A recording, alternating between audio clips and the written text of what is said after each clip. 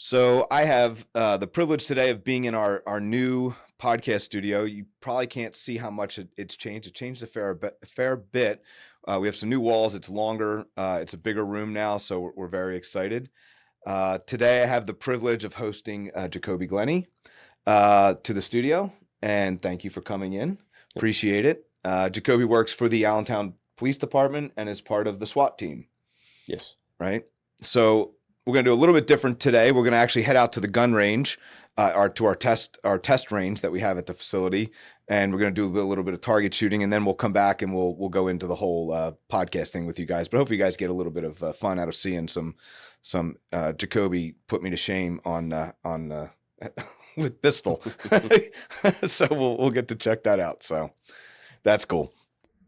So we're here in the test fire range. We're going to have Jacoby show me that I suck really badly at pistol. So we'll have, I'll shoot my group first. So we have a 10-shot group. We'll shoot a 10-shot group, and then we'll have Jacoby shoot a 10-shot group, and you guys can see how terrible I am at pistol. So we're shooting a staccato 2011, 1911 with a SR, I think it's SR red dot on it.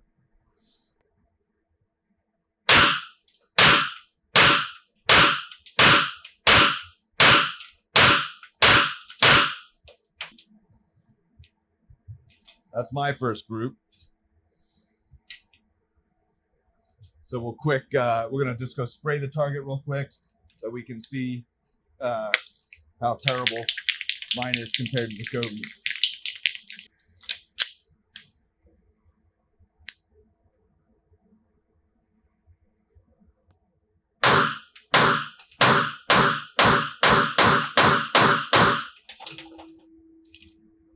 Yeah, that was better than mine.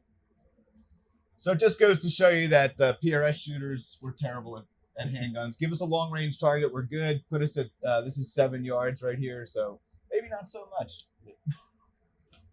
So we're back in the studio again. So make sure you like and subscribe to the YouTube channel by clicking the buttons below.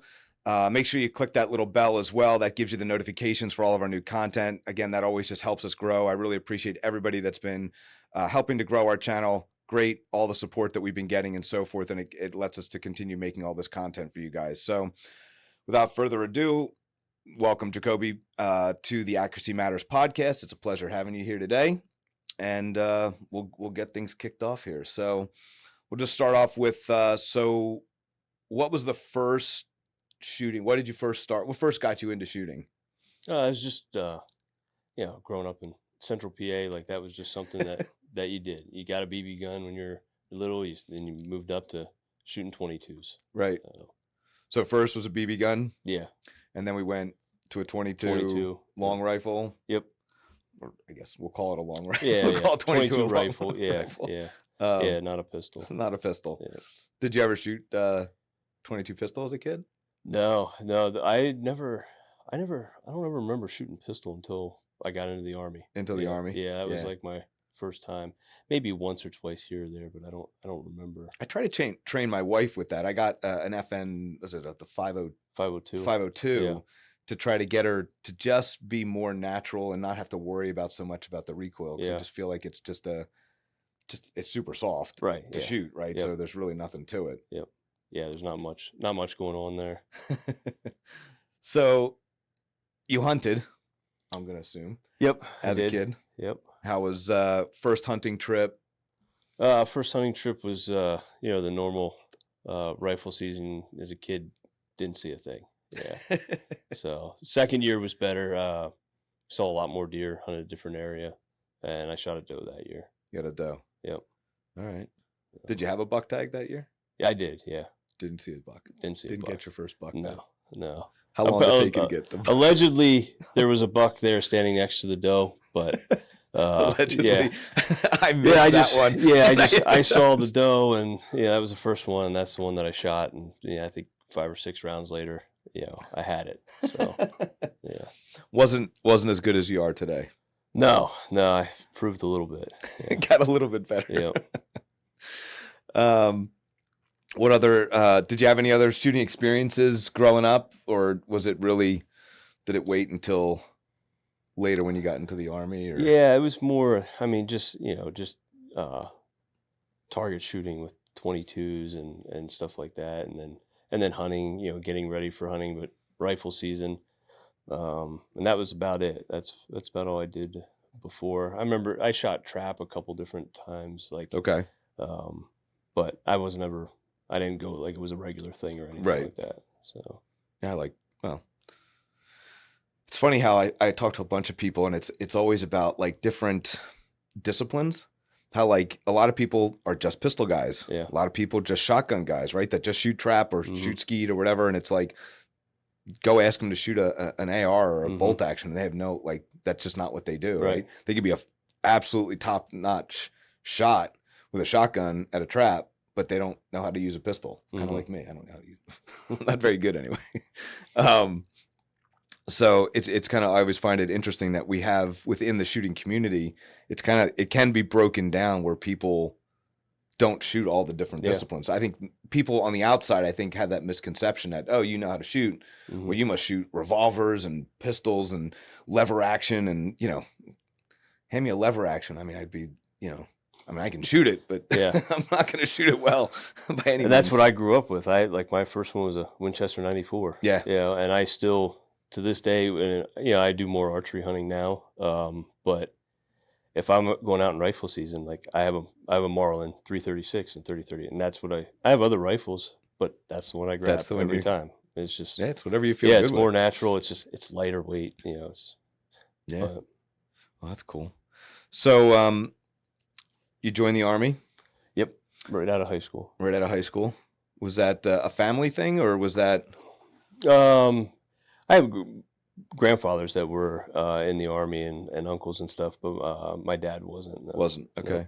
So you just decided one day that Yeah, it was just that was cool. I didn't know what I wanted to do. I wasn't ready to go to college and just do it. So I just thought that, this was, I graduated in 06. So, we'd been in Afghanistan for a little while. We were in Iraq now Mhm. and stuff. So I was just like, yeah, let's go do that. Okay. So, And then you got deployed yep, I got deployed in 07. And in 07 Yep. to when did you- Iraq. to Iraq. Yep.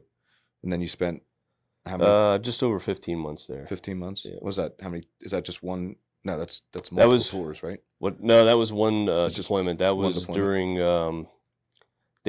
They extended everybody Okay. to longer deployments. We were supposed to go earlier in the year in 07, and we got pushed back because they held the unit we were replacing for longer. And then when we got there, took over for them, we stayed for just over 15 months. Okay. Yeah. How was that being? So you weren't married at the time, Nope, not married. so wasn't so bad being away from home for No, for no. 15 months at that No. point. I mean, it was you got to come back for like 2 weeks. Okay. So I was there for like 5 months, 6 months. Came back for 2 weeks and then went back. Okay. Yeah. Was that? I don't know what to like. Was that a challenge? Coming back and then like being home and getting It was different. and then you kind of have to go. Now it's like I have to Yeah. go back. I mean, it wasn't hard. Like I wanted to go back. Like it was a nice break. Yeah. 2 weeks off.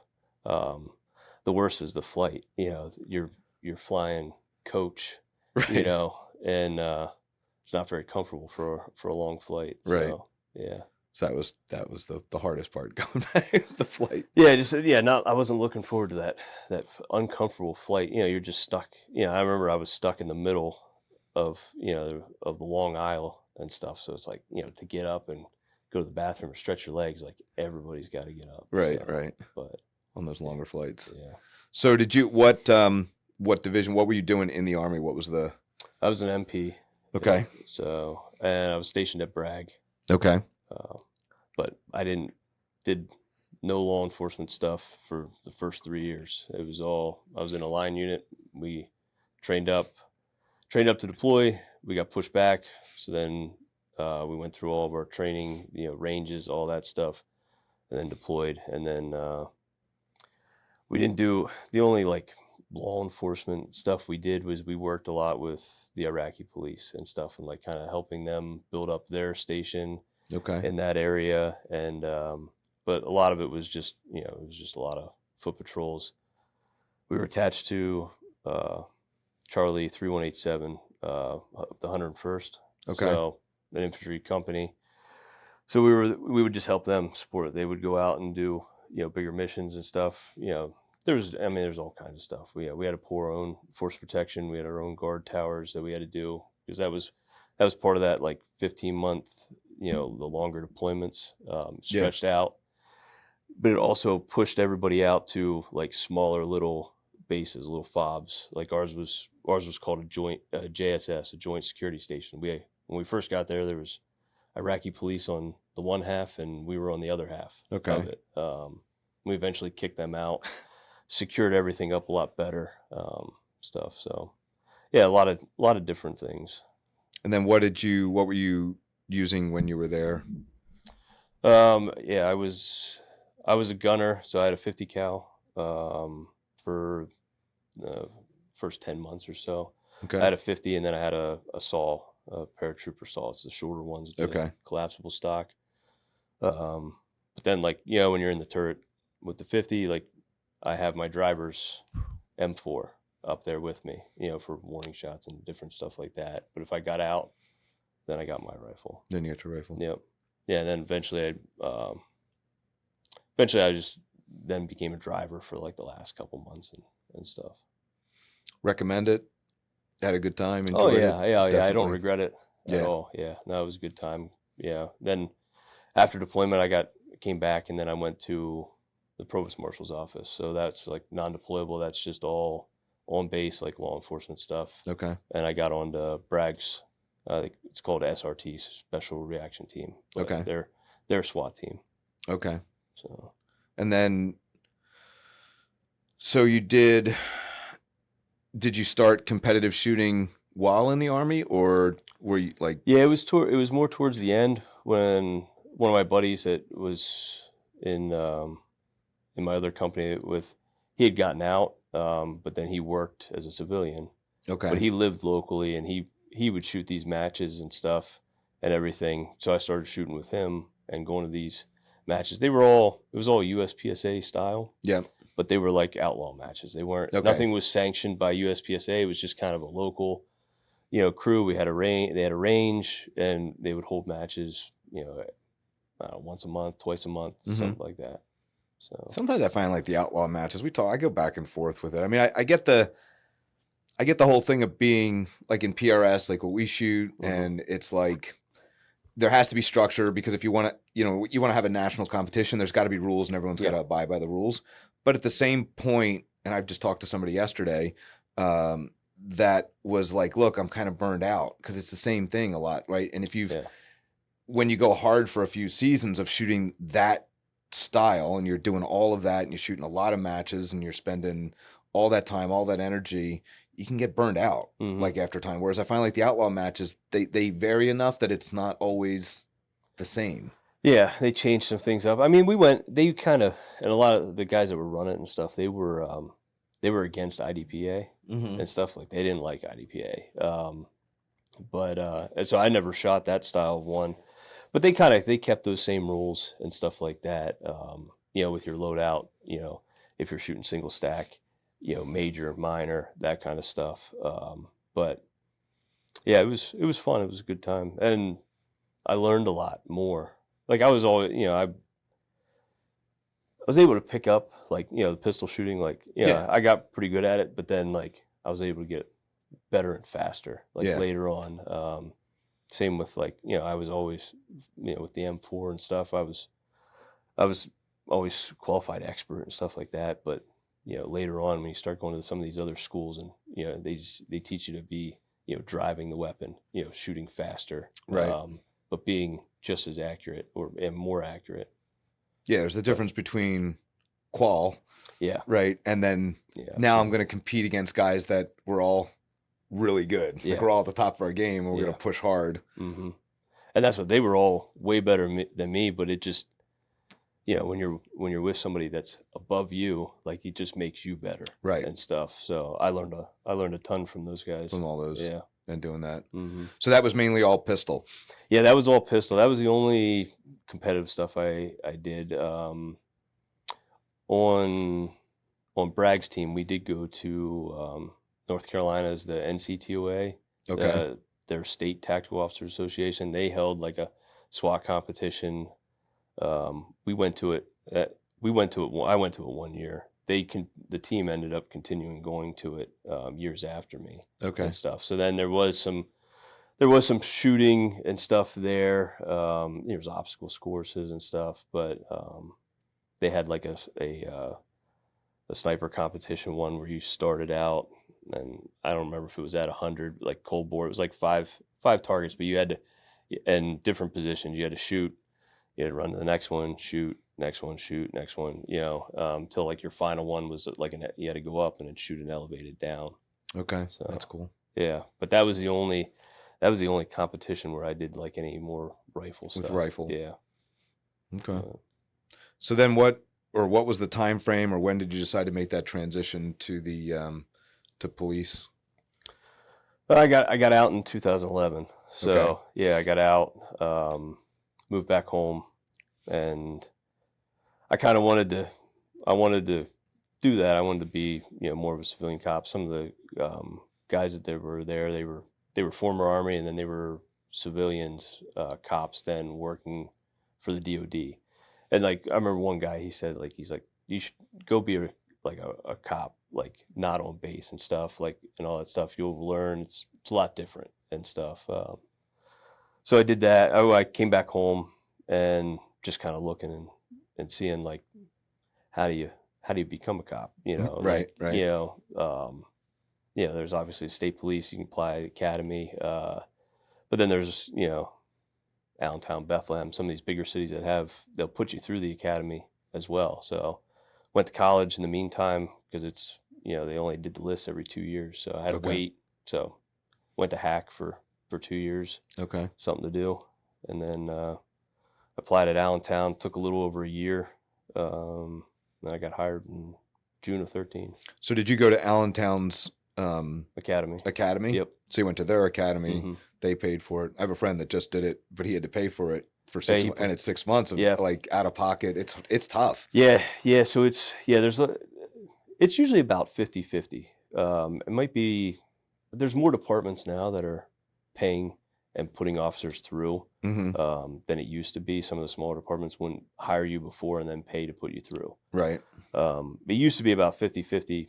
Now I'd say it's more probably are already hired. But yeah, it's tough. It used to be like $5,000, and you had to bring your own gun, all that stuff. And then that's 6 months where you can only work on the weekends because it's Monday through Friday. It's full days, for them.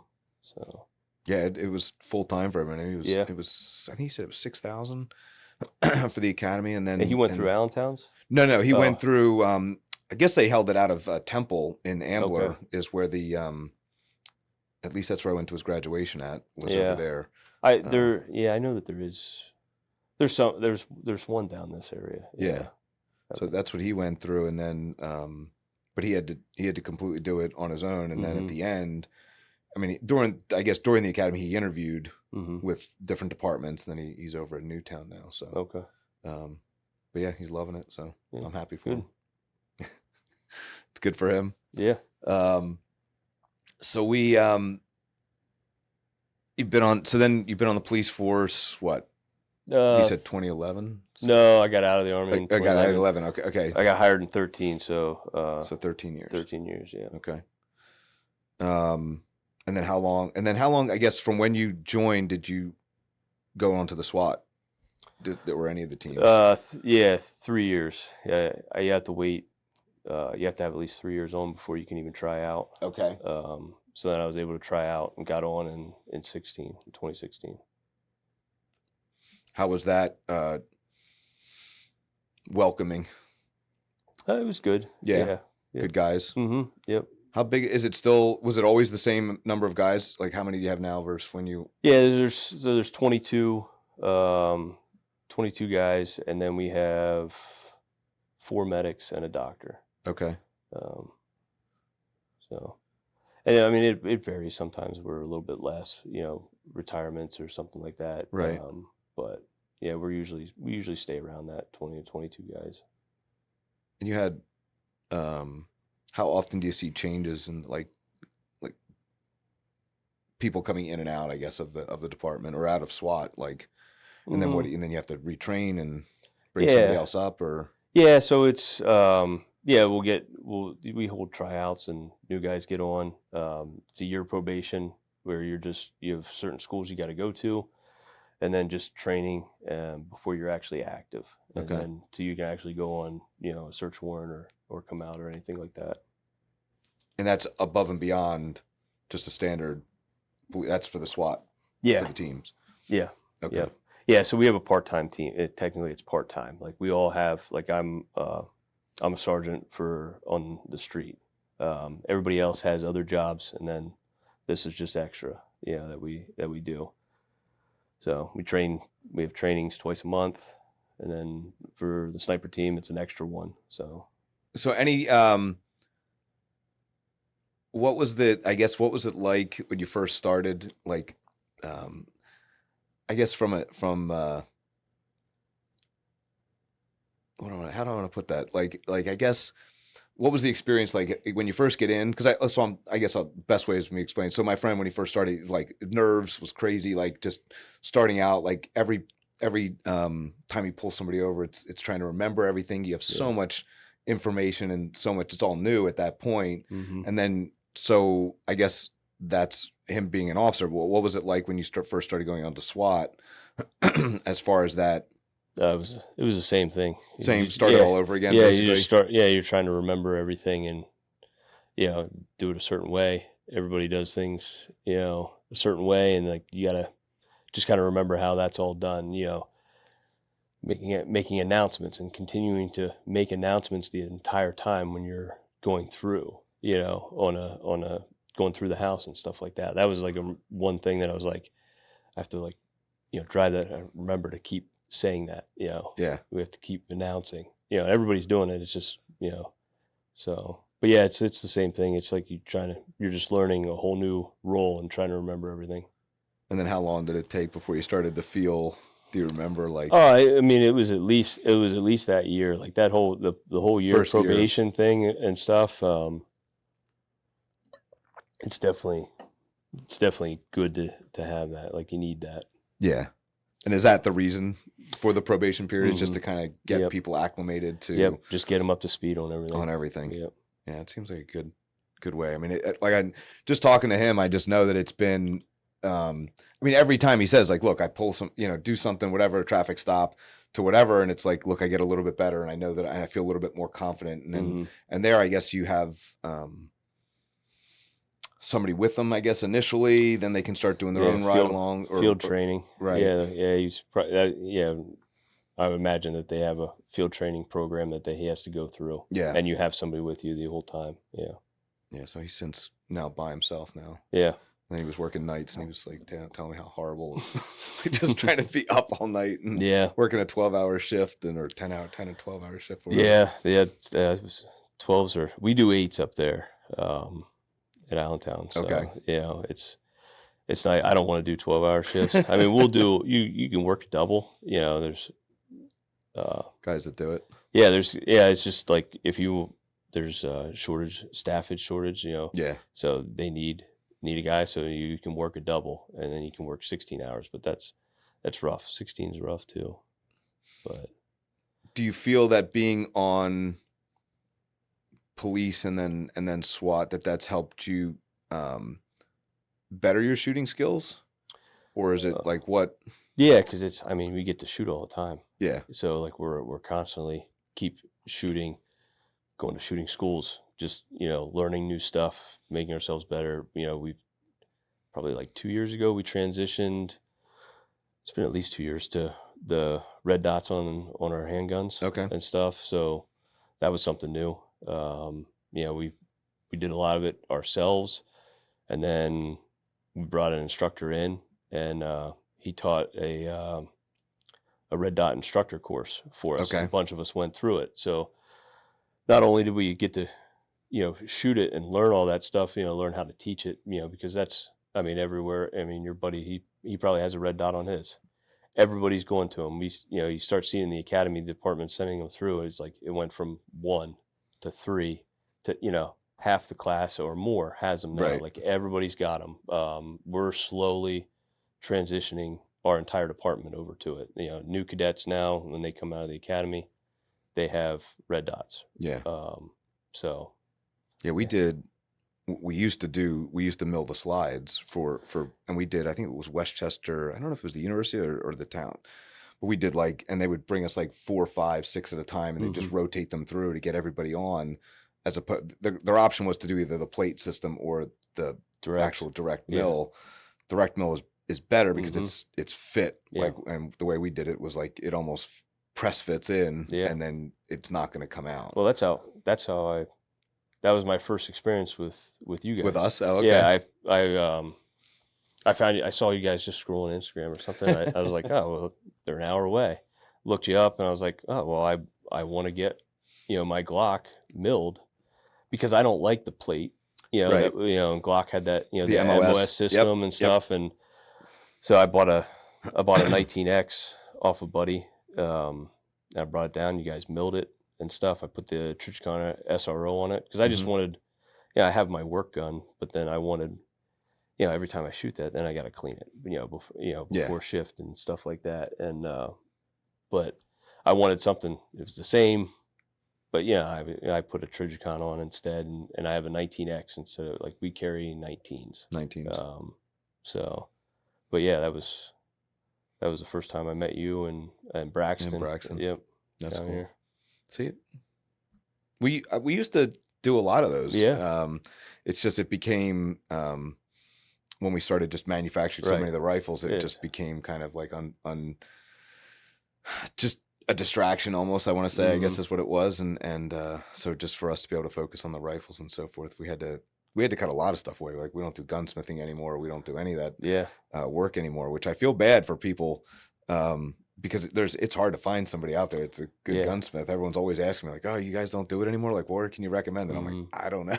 I don't even know that I would recommend anybody. Yeah. I mean, the mills, the milling out the slides and stuff. There's a lot of places that you can send them. And stuff. And I was gonna do that, but it was so much easier to drive down here. But then I had my one personal rifle. You guys threaded that for me. Yep. And stuff, but. Yeah, it sucks when you lose a company that's good company that's doing it, but you're moving on, you're building all these and stuff. Yep. Yeah, well, that's the price, I guess, of having the growth. Yeah, the growth. It's a good thing. And it was funny when you say about the red dots. So I just was down in Aruba, and I did a video. If anybody's out there and wants to go watch, we actually went to a shooting range in Aruba. Yeah, I saw that. You saw that? I was nuts when they were like, oh yeah, there's a shooting range, and I thought it was going to be indoors when I first got they're just driving us there, and I'm like, okay, cool. We're going to a shooting range. I thought it was just an indoor building. They're like, we pull up, and I'm like, we're outside. I'm like, oh, this is even better than I thought it was going to be. And then they start showing me all the kind of pistol pits that they have with all the berms and everything around. I'm like, oh, this is awesome. But then the one gun that we were using had iron sights on it, and my eyes are just garbage. So I couldn't see the front sight, literally. So I would basically have to shoot until I hit. And then I knew where it was. Okay. Right. So because you're looking through the peephole, because it's one of the night, a pistol caliber carbine. Okay. So I'm looking through the rear peephole to the front, and I can see the rear peephole, but I can't see the front sight. Yeah. So basically, I would just have to kind of figure out where kind of was when I was on target, because I really couldn't see the front sight. And then once I got there, then I could hit. But if anybody asked me to do it at any speed, I would need a red dot. Right. So we sold the guy. Well, we didn't sell it to him, but we made sure that he was able to get a red dot. So I'm like, you need a red dot on this thing. You're gonna love it so much better. Iron sights anymore. Shooting iron sight. Yeah. You definitely have to make this change. So we got him sold on that he needed a red dot on his rifle, because I literally couldn't see anything out of that thing. Yeah. It was so difficult to shoot. Did they just have guns to rent there, or no? So it's very weird, the whole thing. So you can own. You don't even have to be a resident. You can actually get a permit to have a gun in Aruba. Okay. And actually, I just had a police shooting down there in the last year, and the trial was while I was down there. They had the trial for the officers who, I believe, were exonerated or whatever. They didn't. They said it was justified, I guess, the shooting. But you can't use it in self-defense, period. I could put a gun to your head, and if you pull the gun and shoot me, you're going to jail. It's like, there is no self-defense whatsoever. You can have a gun, but you cannot use it to defend yourself. Now, most of the people say, I'll take my chances. I'd rather be alive than dead type of thing, right?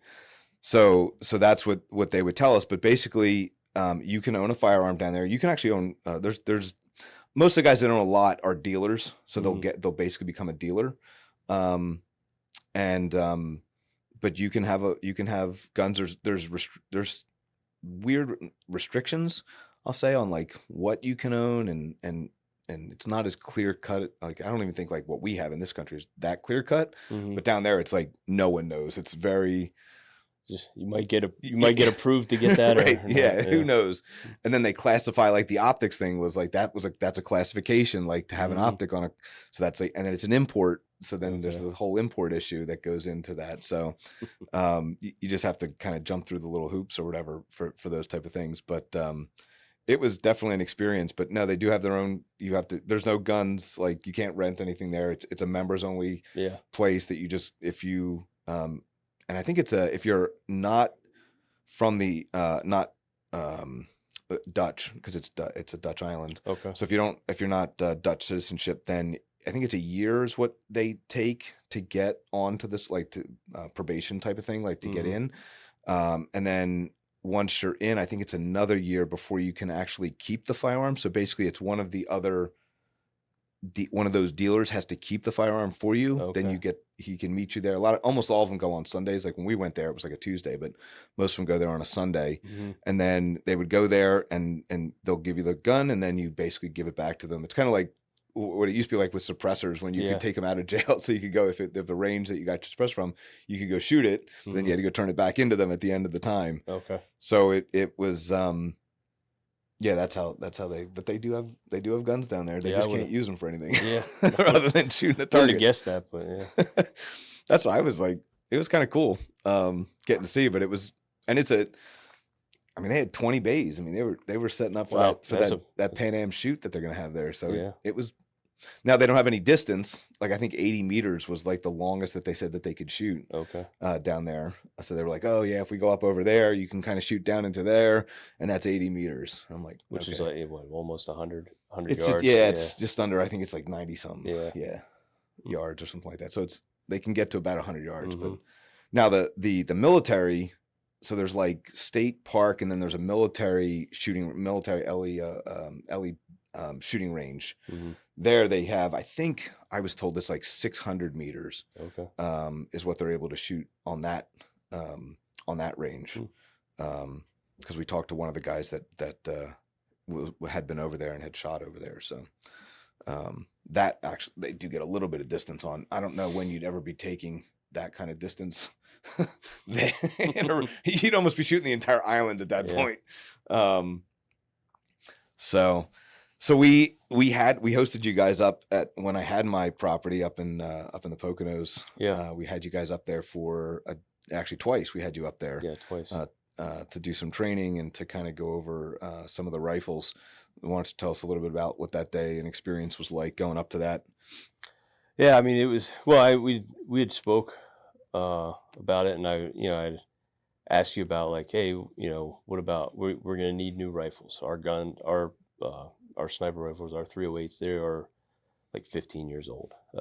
They're Remington 700 LTRs, a Macmillan stock, and Night Force, optic on it. Yep. But no, they're not threaded, so no muzzle brake, no suppressor, no magazine. It's all blind mag that you're jamming. So we talked about it and everything. I was like, this is kind of, I've been doing a lot of research and like looking around at different companies and what they're selling, because Remington's not, I don't know if you can even get Remington rifles really anymore. As far as I know, it's completely out. Yeah. I mean, they sold everything, went bankrupt, and everything got sold off. So, and like the 700P, the 700 LTR, like that was like the staple. Like everybody was, law enforcement, like that's what everybody bought. You put them in a chassis or a different stock or something like that. But there's so much more out there, and just seeing some of your rifles that you had on the shelf and everything. So I told you, this is kind of what I'm looking for, and then you build it and brought it up. We had you up there for that demo. Yeah, that's right. That's when we first you came up. We did some training, but we also had that rifle. Yeah, that rifle built that you guys could try out. Mm-hmm. And a lot of times, I know because we had 308 past about 1,000 yards, but a lot of the guys hadn't shot past what, like 300 yards was like. Probably like 350, 400. Like that's what we can kind of get on like a normal, like the one range that we shoot at pretty regularly and stuff. But there was a lot of those guys haven't shot out to 1,000. I had it, Storm Mountain, and a little bit when I was in the Army and stuff, but it's tough to get a range where you can. So you got to shoot a mile that day. We did get to shoot a mile and a little over. And a quarter, it was a mile and a quarter, so 2,200 yards. Yeah, your 338 you brought up, it was a lot of fun. But I mean, when everybody was on that rifle, and it was just like, it's night and day. That one compared to our Remingtons and stuff. I mean, not the recoil on it, and compared with running the suppressor and just everything. That it was awesome. Yeah, I mean we'll show you guys in a minute. We have the rifle here, but when you go from a standard factory, what I would consider factory, right, basically, to a custom built precision rifle, there's a world of difference. I mean, they're not even in the same ballpark. And then, because I think on the first time I shot one of you guys without the because it's just crowned. There's no muzzle brake. There's no suppressors, no nothing. That is not fun to shoot. No, and it's fairly light. I don't know what they weigh, but they were not heavy. Yeah, I mean they're probably maybe 12 pounds. That's what I was going to say. Yeah, somewhere around 12 pounds. It's probably what it is. But 12-pound rifle with no muzzle brake. When you're at a school for a week and you're shooting, over 100 rounds a day. Like I'm the one time I was at Storm Mountain, like it was over 100 rounds a day, and like I was bruised up. I had to move that stock around in my shoulder, and then I got it on my collarbone, and then because I couldn't get it, like I was sore over here and stuff. But don't shoot with it on your collarbone. Yeah. I saw. You told me about that, but luckily the 308's not gonna break the collarbone. No, it's not a 50 cal. Yeah. So, but it was definitely night and day, and that's what I was looking at, like the production, like all these production guns. We're not gonna be able to shoot them beforehand and like really see what they are. Maybe SIG. I could probably get SIG to bring a gun down that we could test out, but a lot of the other ones are not going to be able to. You're just going to be like, yeah, it looks cool. Yeah. We'll try it out. But, it's a lot to do the whole purchase order, get all that stuff. And then, if you don't have a good experience, if your cold bore is not holding, that's very frustrating. Yeah. So, no, we really, really enjoyed them. What were the things, that you definitely wanted as the upgrades? Like, what were the things that, like, hey, the new rifle has to have this? The detachable magazine was one. Suppressor was another. Like absolutely, like we got to have that. Like I'm tired of jamming rounds down there. Yeah. You can't, if you put 4 in, usually on that third one it skips over it and stuff on the Remingtons. On the right, yeah. And it's just annoying. So those were 2 definites with it. Barrel length. Yeah, barrel length. Like we wanted to stay at 20. We had talked about, because you see some of these 308s with 16-inch barrels, like right. they have good accuracy. You lose quite a bit of velocity on it, but we're not shooting that far. that far. Like, we're not routinely shooting 1,000 yards. Right. We do shoot a lot, anytime we can go out to that extended ranges, because it just magnifies any little flaw that you have. But yeah, everybody was like, yeah, let's just stick with 20 inches. Like, that's what you had up there. Like, that's what we were used to. You throw a suppressor on there, you're only throwing another 5 inches, onto it. Yeah. The we'll bring it out here. Let's see. So this is the rifle that you guys, hopefully everyone can see that. We can kind of go through a little bit here on what parts we kind of put into this thing if people are curious about what we have. This is the rifle that basically we've built for this.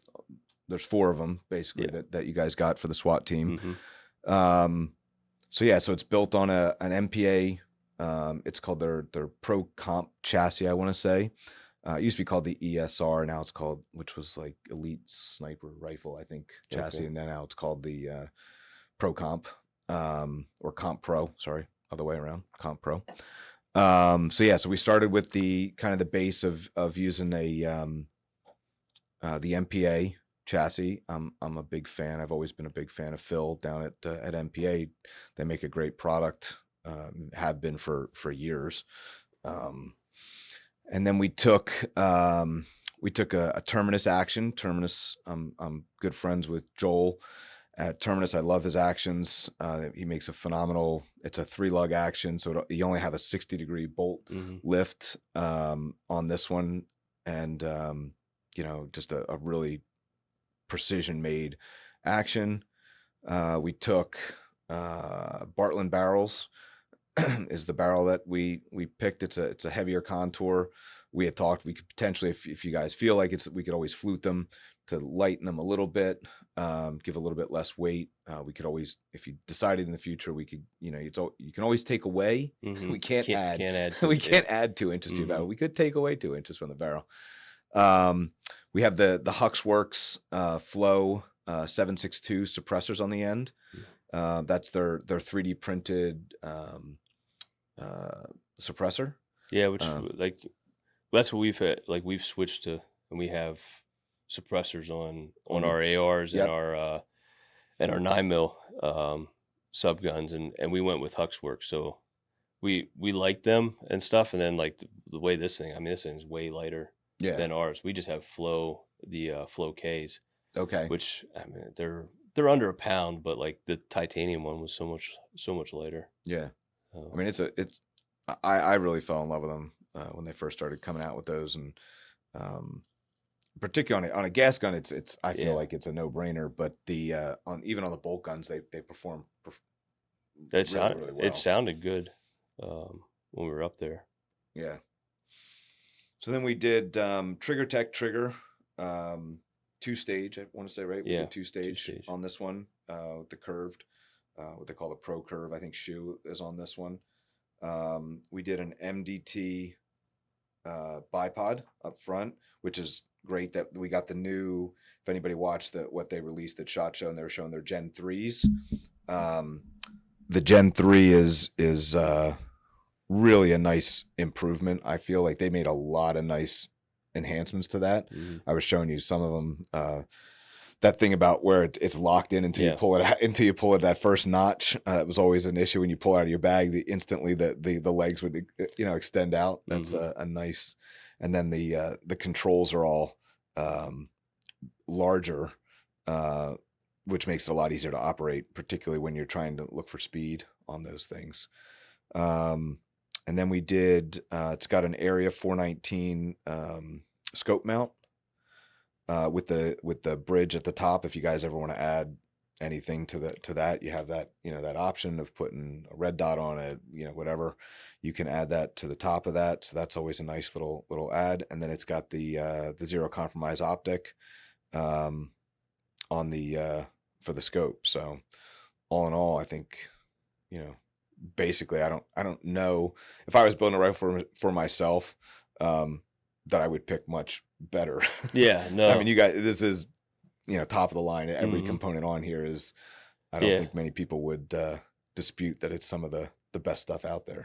And that's what, like, I said to you about the Masterpiece Arms, the chassis and stuff, because I saw, I've never shot PRS, but I do follow it and was looking, and like it's a very popular chassis. I liked a lot about the features with it, just the back for your length of pull, your comb, all that stuff is just so much better than like what we have for our Macmillans and stuff. Macmillan makes a great stock, but like we've had issues with the bolts loosening up, that centerpiece breaking on us. We've had to replace them. But the Arca rail built into this, Yep. for our tripods and stuff. Yeah, because this you can just slap right onto the Yep. tripod. Yeah, there's nothing. Lock it right into the. Yeah, you don't the have to Arca worry about getting an adapter. or putting a piece on, or using the clamp, which the clamp's fine, but it's so much better just. Oh yeah, the precision between like the hog clamp, hog Yeah, saddle, whatever yeah, that's hog called. saddle, yeah. Is night and day versus being Mhm. able to lock it into the Arca rail and Mhm. control and so forth. If you really get good with shooting with a tripod, Yeah. Again, they're fine. And then this has the bag rider, because you did get the Schmedium, the Armageddon gear, Yep. Schmedium bags. Yeah, I've been shooting that for probably like 2 years now after you said about it, and then 2 other guys have grabbed them as bottom as well and stuff, and yeah, they're just, I mean, just for laying prone, but also like throwing it on something positional. It's Yeah, if you're shooting positional, I mean, it's. yeah. I find I run, if anybody told me like, look, what's the bag that you need? Like, Mhm. that's my go-to. If I have to have one bag and that's it, Yeah. it's definitely going to be that bag. I don't think I would. We were talking about one of the podcasts that mine needs to be. I need a new one because it's ripped open. I've glued it up and taped it and fixed it as much as it possibly can. Yeah. But once it's like a baseball glove. It's like one Mhm. of those things. Like once you get it worked in and it's like butter, it just molds to everything. Your rifle, you don't want to give it up. Right. And now I have to start this season reworking my bag to get it back into shape that I want it to be in. I'll probably keep both bags for a little bit, just so I can fall back if I feel Find like someone I to need stitch it up. Yeah, try. They'll literally, you can send it back to Armageddon Gear. They'll fix it for you. Oh yeah. It typically it'll end up getting another, because it's getting worn all over, right? So a stitch comes out here, they'll fix that, and then the next thing you know is another one over here, and then that opens up. So that's why I'll typically just use the super glue or crazy glue, or fabric glue. Yeah. You can put in, and that'll typically hold it together as well as pretty well. But then eventually it's like it just starts springing leaks everywhere, and then you're just dropping sand as it's coming in. Pull it out of your bag, and it's like there's a pile of sand in the bottom of your bag. So that's basically the rifle that you guys got. I can't wait to hear some feedback when you guys have all gotten it out onto the range and gotten them all zeroed in and start working with them. So we'll see how. I know you're gonna love them. Oh, you shot the one. Obviously, everybody kind of got to shoot that one, but the rest of the guys, they can't wait. Can't wait to get them. You'll never get them to go back to their old rifle. No, they won't. Now, even when we were up there shooting and stuff, because there was only one of them. Yeah, it's like, all right, well, we're gonna grab our rifles, and it's just like, no, this is terrible. Night and day of shooting that versus this. I remember I went over to the one. You had like the different steps built, for positional and stuff, and I was shooting. And you corrected me on some things, which, it kept me like on target a lot more and more steady, but I took all that recoil right to the chest, and it's just like, man, this is terrible. We need new ones. Yeah. So I think you guys let me shoot that again. I was miserable. Well, you called us all savages for not having suppressors. It's just like like everybody shooting suppressors. It's like, yeah, I know we have them on our 5.56s, because when we had LWRCs before, they didn't have a brake on them. Then we got some new rifles, and they came with a brake, a muzzle brake. And it was just, oh man, it would just rattle you. Yeah. Nobody wanted to shoot on the line with you and stuff. It wasn't so bad for you, but shortly after that we got suppressors. And it's just like, it's so much better, so much more comfortable, for everybody. Yeah. Yeah, there's that in PRS. There's that fine line where people go from break or suppressor, Mm-hmm. and we had that conversation on one of the podcasts with Ryan Beck. So he shoots. He's a top shooter. He finished 10th. No, he finished 4th, I think, overall. And he still shoots a break. Mm-hmm. There, it's a little bit different. We don't typically shoot on a line, right? It's just one guy going up Right. and engaging targets. But even he admits to the fact that it takes time to get used to a suppressor. It does, the impulse is a little bit longer, right? So a lot of the guys that shoot PRS you literally have to be able to almost watch that round go in. Mm-hmm. So they'll sit there and they'll go, and again, it's a dispute that goes back and forth. I really don't. I shot break initially when I first started, and then went to a suppressor. I don't know that I would, for other reasons, I wouldn't want to ever go back. It would be a whole nother, like, it took me a while to get used to the suppressor, Mm-hmm. and now it would be like retraining yourself to go back and shoot unsuppressed. Yeah. So I just, and it is much, we had a whole conversation about just with, I feel like, particularly if you go to a training day and you shoot a lot, and if everybody else, like when we've shot matches and everybody's shooting suppressed, I feel so much better at the end of the day. I'm not as like sore almost, Mm-hmm. because, even if you don't notice it, like your muscles are just like, every shot is a little twitch, particularly when you're that close, or you're feeling the blast if you're really close from the muzzle brakes, and it takes its toll on you throughout a day. Yeah. It definitely does, and that's like some of our medics, our TAC medics, went to a training down at Bragg, Mm-hmm. and it was like it was more of a seminar, but they had a lot of doctors and neurologists and all that stuff, and they were explaining the effects of like shooting ARs and high power rifles without a suppressor, and like how much of a toll that takes on your body. And it actually they said it causes like a micro TBIs, like every time you pull that trigger. And it's Yep. just it's here and there, it's not bad, but if you're doing this all the time, every twice a month, you're on the range, you're going to matches, you're shooting, like it's actually not good for you to shoot unsuppressed. And like that pretty much like sealed it for us. Like, we got to get suppressors. Yeah. And yeah, it's, I mean, other than our Glocks, like everything's suppressed. So Yeah. well, now once we have these, then it'll be everything suppressed. What else we got? Let's see. So, I wanted to say, on the suppressor, like you were saying, there's that when you're shooting in training, or like when we shoot a match. I forget what I added it up one time. Like if you figure that if there's 100 shooters in a match, let's just say in a PRS match, and everyone's shooting on average 10 rounds a stage, and there's 10 stages a day on a 1 day, and obviously 20 on a 2 day, it ends up being like, for 100 to 150 shooters, you're somewhere between like 300 and 4,000 rounds that have gone off. Mm-hmm. It's hundreds of thousands. Like, Yeah. like realize how many shots. Now you're not right next to all of those shots because people are spread out over the court of the firing line, but it's still, and sometimes they're like, if we shoot the 1 day matches, they're sometimes close quarters of where everyone's standing.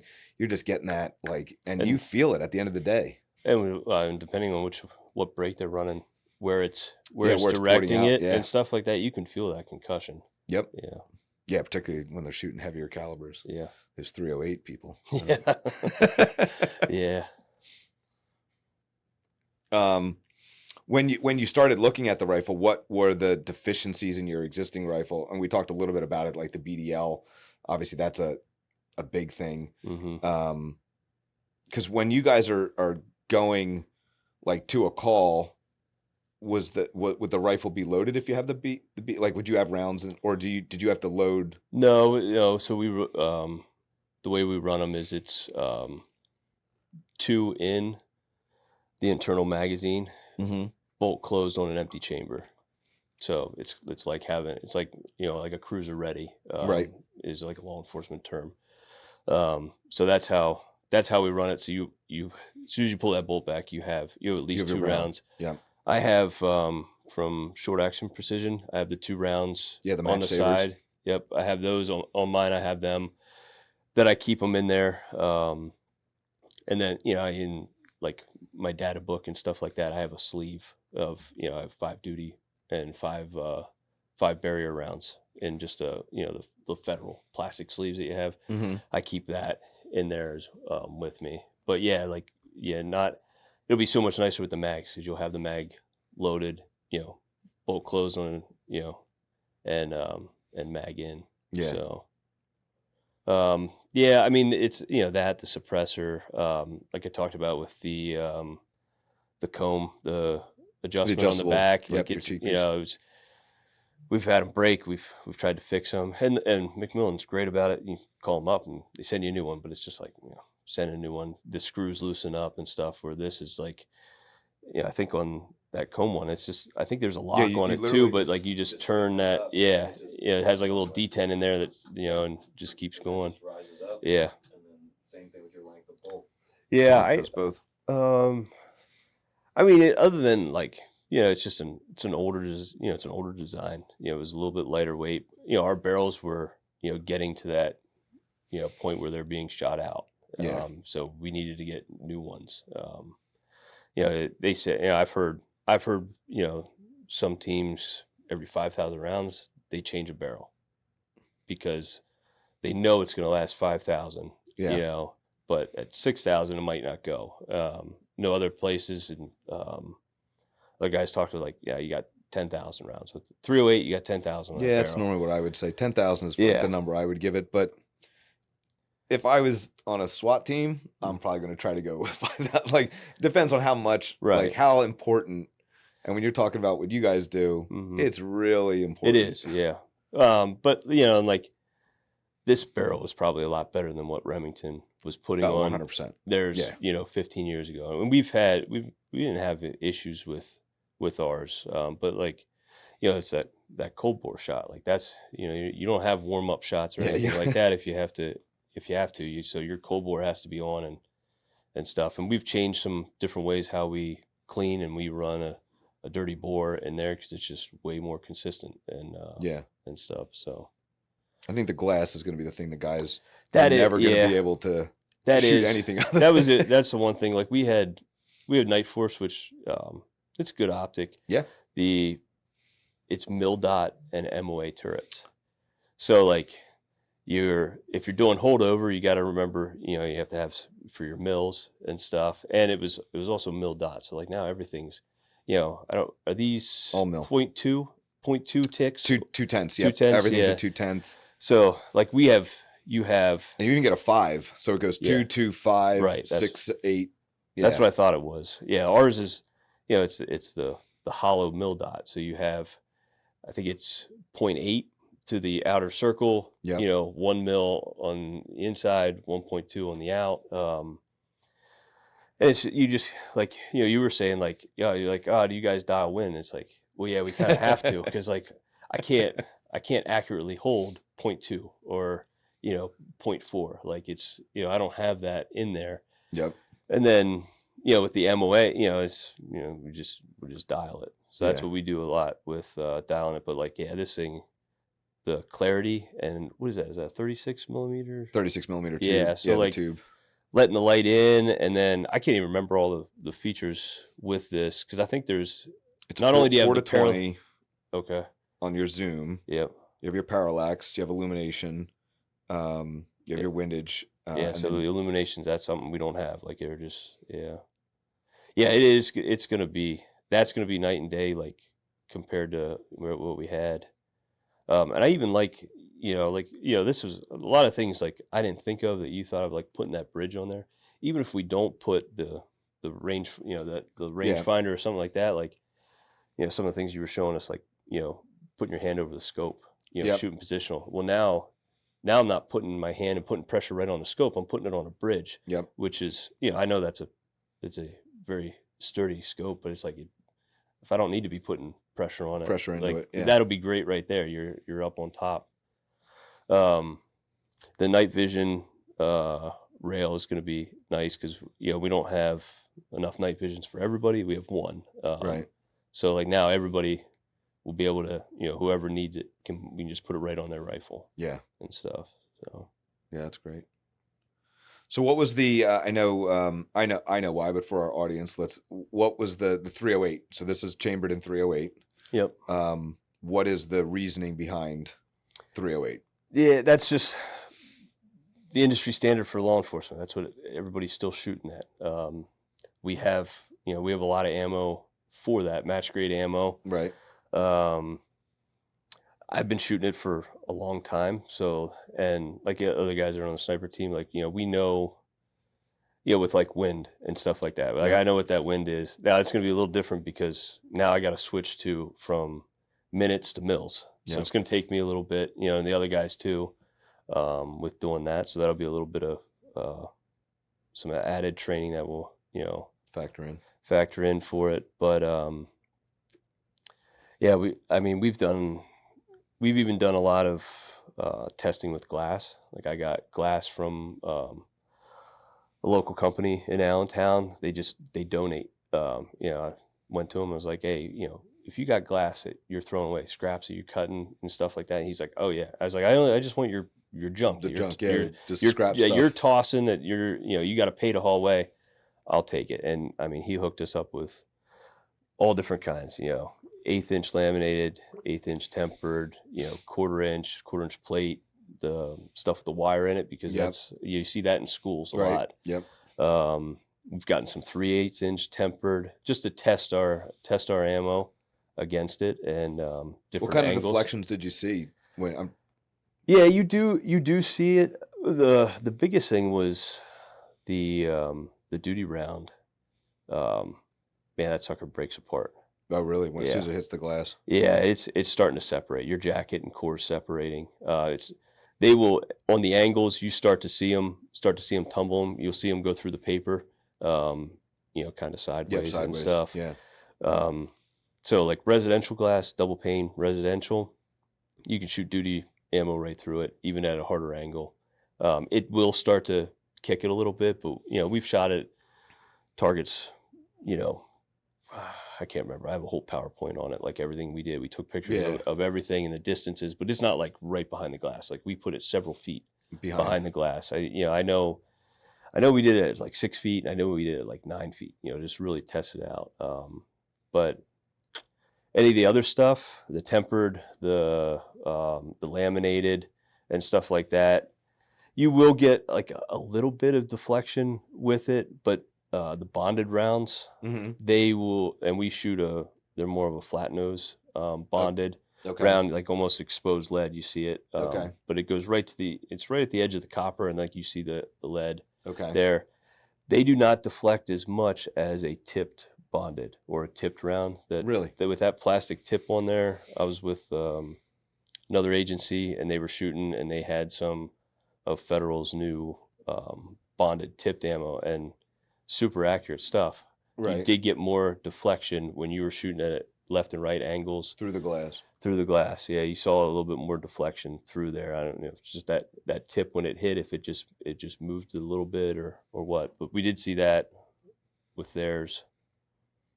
But yeah, it's just the 308. Like, like we're not shooting 1,000 yards and stuff like that, where you have a ton of wind that you have to, because it's not an aerodynamic round. Like the BC on it it's not the best. I've heard that like the average SWAT sniper shot is like 56 yards or something. I mean, that's like, I think you averaged them. Yeah, right? I think I have all that. Somewhere from American Sniper Association. It's like for the last like 20 years, it's like the average is like 59 yards. 59. And there's a bunch of them that have been 100 plus, 200 yards and stuff like that, but a majority of them are all, and that's across the country, and stuff. Yeah. So yeah, your distances aren't super long, especially like we're in Allentown. Yeah, we still shoot longer distances, in training, but yeah. Well, we had talked about that before, that if you feel confident in making a 500-yard shot, if I have to make a 59-yard shot, right, I feel really confident about making a 59-yard shot. If I know I could hit something at 500 yards, right, if I'm training at that distance, how good and confident do you feel in making a much, much closer shot, right? I mean, it's like if somebody asked me like a 100-yard shot all day long, I'd just drill a hole. I mean, it's, tell me exactly where you want it. Right. That's where it's going to go, type of thing. So that's where I feel like that's what distance gives you. Even if you don't shoot it, it's the confidence in knowing you can make it when it counts. Yeah. Type of thing. Yep. Yeah, it shows you the distance. It shows you what you're doing wrong. Yeah. You're tilting Amplified. that rifle. You know, you're slapping that trigger. You know, which I've seen guys do it on a bolt gun.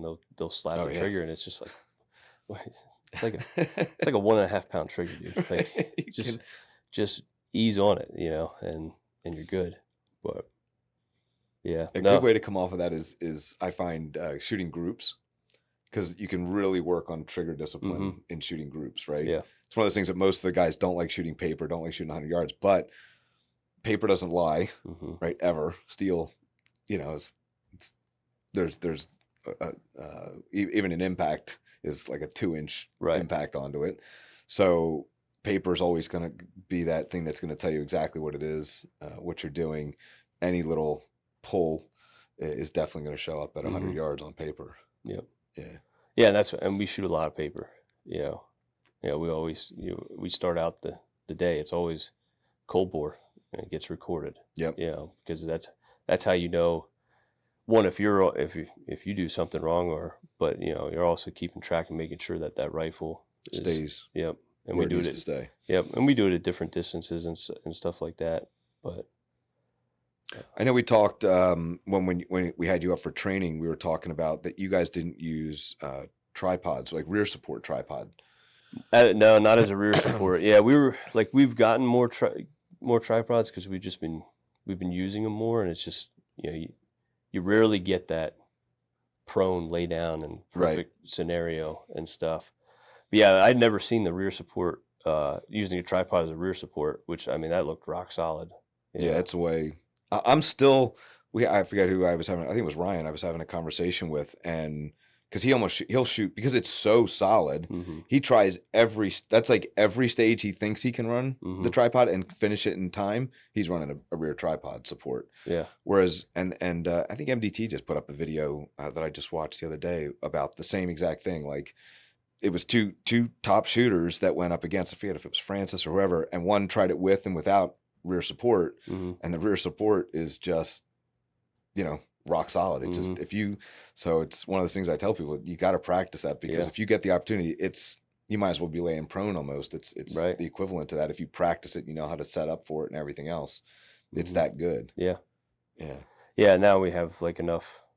We have 4 tripods and stuff like that. So you know, it's easy to have 2, one set up, one hooked into it, one, you know, as a rear support. Yeah. So yeah, it's stuff that we've worked on and kept going with, you know, even just tripod and general shooting. So what's the one thing you come out of the military, I guess, to keep in yourself, if you like shooting, obviously coming out of the military, what would you go back or tell somebody coming out, like, hey?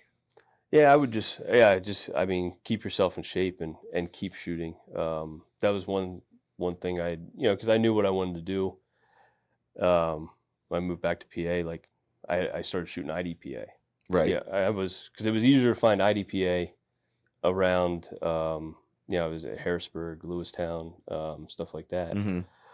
So I was shooting that, which it was a little different, the rules and stuff like that. But it was good, but it kept me shooting. I would go and practice a bunch before, I'd go to the matches and shoot. I would still shoot, you know, like my personal bolt action, you know, and stuff like that from time to time. But yeah, I mainly did a lot of pistol shooting. Yeah. Well, that's, correct me if I'm wrong, but I would think that most of what the bolt action is kind of the least used. Pistol would be number one. Yeah. And then your semi-auto rifle at that point, and then bolt action would probably be the last quiver in your type of thing. Yeah. Yeah, well, and pistols, like, it's a harder, you know, system. You know, it's a harder gun to shoot, like, accurately. To shoot accurately and fast. And, you know, I was told before too, like, you know, if you can shoot a pistol really good and accurate and faster, it will help you be a better rifle shooter, because, you know, driving to the targets, you know, trigger squeeze, all that. And it's the same, you know, then with the bolt action, like, it's they're not that hard to shoot, the bolt actions and Right, stuff. no. You know, like some of the positional stuff like that, and like, you know, getting your breathing under control and staying steady and all that, and you gotta make sure you got a good trigger squeeze. Yeah. But if you're able to do that on a pistol, like you're doing it on a Yeah. bolt gun. Same, everything's translating Yeah. across. Yeah. So, And there's so much less room for error on a pistol. You don't have a good trigger press, and yeah. Yeah. I mean, even grip. I mean, I help out at the academy for firearms and stuff, and you see, you know, all these cadets and stuff that have never shot before and stuff, and some that have, but have like really bad habits. Yeah. Yeah, but like grip is a big thing. Like people are always breaking their grips, and you know, not keeping sight Consistent. alignment and all that stuff, and then really just yanking the trigger and doing all kinds of stuff. But Yeah, it's funny. We talked about in one of the podcasts, we were talking about how we get a lot of the precision guys that have no idea how to shoot a pistol. Like in one of my matches, we talked about that. We couldn't, because again, it wasn't an outlaw match. It was so we had to abide by the rules, but we're allowed to use pistol as a time suck, right? So I can put you on the clock and start you, and make you shoot a pistol just to burn time away from you. So it's like, okay, so we did like a 15-yard IPSC shooting a Glock. Now everyone shot the same Glock. It wasn't sighted in for you or whatever, but it's a full-size IPSC at 30 inches by 18 inches at 15 yards. steel. Yeah. And guys couldn't hit it. Like these are guys that could shoot a 10-inch target at 1,000 yards, but you put them on They were all an 18 low left, and they just couldn't hit it. Some of the guys, and we gave you basically 10 rounds, so they were just dumping the rounds. It was just like, look, as fast as I get rid of, I don't care. Because we gave a prize to make people, incentivize people to try to shoot the target. Right. I forget what the prize was, but it was we gave away the Glock that you were shooting. So we had like milled it out and done some porting and so forth onto the Glock, and we gave it away to whoever shot got all. I think you only had to hit it 3 times, and then so you had 10 rounds. You only had to hit it 3 times. As soon as you were done 3, you could move on. So whoever hit all 3 and timed the whole stage the fastest won the Glock, basically. Friend of mine won. It's good. But he's a good pistol shooter, so so it had an optic on it. No, I think it was just iron sights. I think it was just iron sights. Yeah, because optics can be, you take it, I take it. Everybody can be slightly different. Right. Irons are going to be a little bit closer, particularly at 15 yards. Yeah. But yeah, so that's what we did. So that's cool. So I want to thank you for coming in today. Oh, thanks for having me. It was it's always enlightening, and I love getting to hear some of the stories and so forth, and just how people come up through shooting and use that hunting, and then and not everybody goes through hunting. Some people just go into the military and just find a knack for it at whatever point in time in their life, type of thing. So it's always great to hear different stories and so forth. So I appreciate you sharing with us and everybody here. Make sure that you go and like and subscribe to our YouTube channel. Also, make sure you follow us on Facebook and Instagram. I greatly appreciate all the support. You can also go check out these 2 videos for future other podcasts, as well as other videos that we've done. And again, just make sure you like and subscribe to the channel. I really appreciate everyone joining us today. And thank you again for all the support. Can't say enough. Thanks, guys.